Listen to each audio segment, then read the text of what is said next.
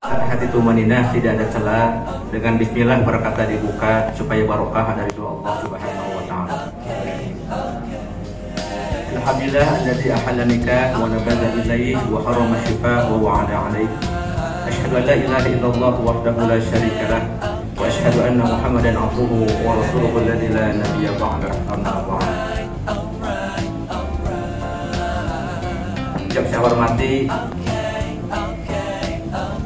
kedua keluarga besar dan kedua calon mempelai, yang saya hormati kedua calon mempelai Adin Ananda atau Adinda di Apa Indonesia dan Muhammad Teguh, yang saya hormati kedua daerah dari kedua keluarga besar, para ulama, tokoh pemerintahan, dan yang saya hormati kerabat saudara, kemudian yang lebih bekerja bahkan tugas dari kantor anda. Puji dan syukur mari kita panjatkan kehadirat Allah yang Maha Ghafur dan Maha Luhur, Allah yang Maha Suci dan Maha Tinggi, yang telah memberikan kekuatan, kemampuan, kesempatan kepada kita. Di tempat ini, di saat ini kita berkumpul tidak maksud dan tidak tujuan kecuali hendak menghadiri dan menyaksikan dua hamba Allah yang hendak melaksanakan ibadah, dua sejoli yang hendak berbadu kasih, dan dua insan yang hendak melaksanakan pernikahan.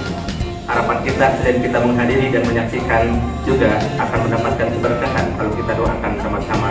Semoga Ananda atau Adinda di Apa Indonesia dan Muhammad Teguh rumah tangga yang bawa sakinah mawaddah warahmah.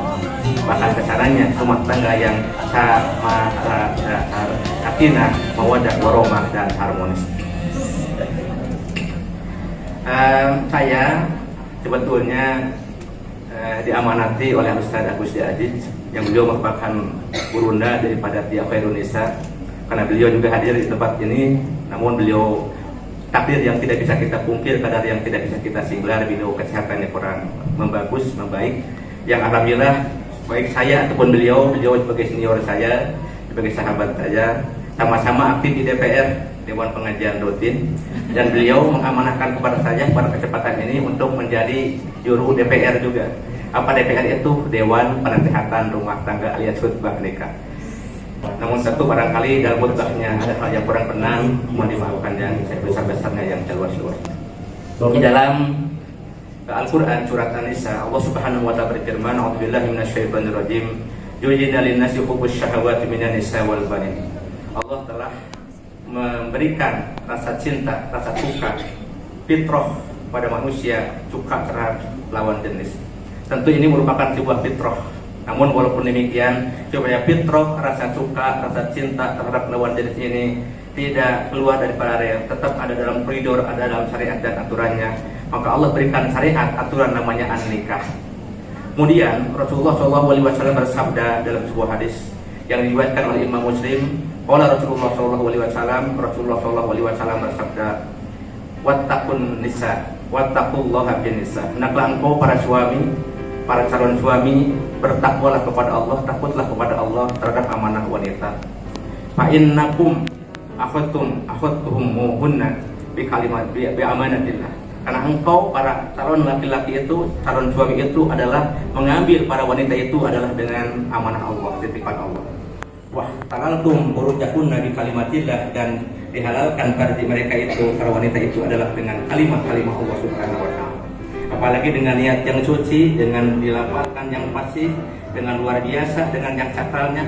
Apalagi kalau fasih dan lancar tidak sampai hitungan detik, tapi bisa menghalalkan hubungan rumah tangga yang selama-lamanya. Oleh karena itu, kenapa dalam sebuah tafsir Al-Azhar, Al-Ubiyaham, Profesor Hamka mengatakan, kenapa kalau prosesi ijab kabul itu harus ada jabatan tangan? Ternyata itu merupakan sebuah simbol untuk apa? Namanya misak. Misak itu apa? Perjanjian yang luar biasa yang diamanahkan Allah kepada dua calon pasangan supaya kuat diikat dengan sebenarnya, jangan sampai lepas yang luar biasa. Itu makanya dalam kesempatan khutbah ini tidak akan banyak-banyak, tentang 3 hal saja. Jadi apa? NKH. Nikah itu di dalam bahasa Arab nun kafha, nikmat, kurnia, hikmah. Atau juga diartikan nikah itu adalah singkatan. Niknya niat, haknya kaifiat, haknya amanat, haknya adalah hikmah. Apa niat? Niatkan. Nikah itu ibadah kepada Allah Subhanahu wa taala. Rasul bahkan melaknat, la'anallahu al-muzawwiqina wal muzawwiqat. Allah melaknat laki-laki perempuan yang menikah hanya sebatas merasakan nikah, tidak ada niat yang mulia beribadah, apalagi ini rumah tangga ini bisa mengantarkan kepada surga Allah Subhanahu wa taala. Diniatkan semoga ini dalam keberkahan, ada dalam naungan Allah Subhanahu wa taala. Yang keduanya adalah kaifiat. Apa kaifiat? Kaifiat itu tata cara. Berbeda nikah dengan berzina. Nikah dengan berzina itu nikmatnya sesaat. Berzina itu tidak ada niatan melaksanakan perintah Allah, perintah Rasul. Berzina itu tidak ada akadnya. Berzina itu tidak ada niatan untuk melahirkan keturunan. Bahkan berzina itu tidak ada niatan supaya menjadi jariah buat orang tuanya. Berbeda dengan nikah yang sakral, yang mulia, yang sangat agung. Di sana ada akad, melaksanakan perintah Allah, melaksanakan perintah Rasul untuk melahirkan keturunan. Bahkan kelak ada akadnya, ada juga menjadi jariah buat orang tuanya. Semoga Adinda, Ananda, Tia Khairul Nisa dan Muhammad Teguh doakan juga orang tua. Mohon restu berkah daripada orang tua. Mereka membesarkan, mereka menyekolahkan sampai sekarang menikahkan. Orang Sunda bilangnya budak. BUDAK, biayaeun, uruskeun, didikeun, apikeun, kawinkeun.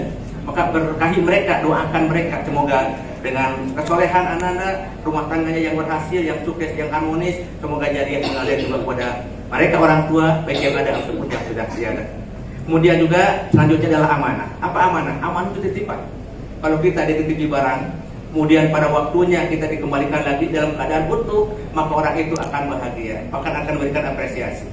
Nikah juga adalah merupakan amanah dari Allah Subhanahu wa taala. Dijaga, dirawat, dilaksanakan oleh kita sampai kematian memisahkan kita, sampai kita sama-sama berkumpul di surga.